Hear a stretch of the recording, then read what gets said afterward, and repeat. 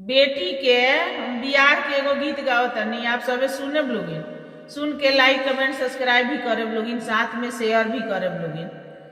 चम चम चमकेला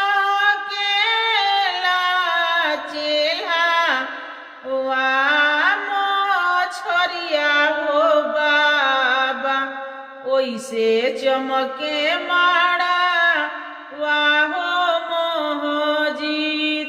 चम चम चमकेला चेल्हा वा मोछरिया हो पापा, ओइसे चमके माड़ा वाहो मोहजीत। माड़ावा में झलकेली बेटी हो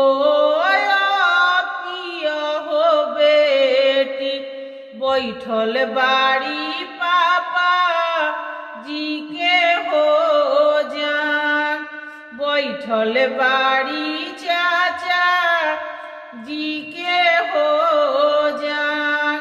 तो निया साबेनी निया डोलाई एक कवन हो दुल्हा मोरा होला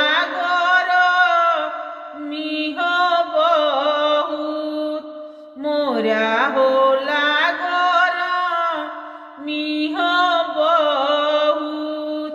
कैसे में बेनी आडोलाई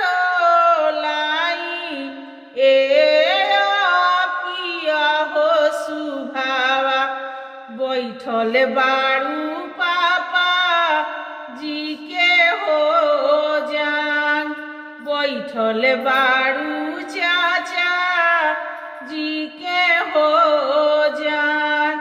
एतना बचन जब सुने ले विष्णु हो भैया, हाके लगले अपनी हो रुमाल।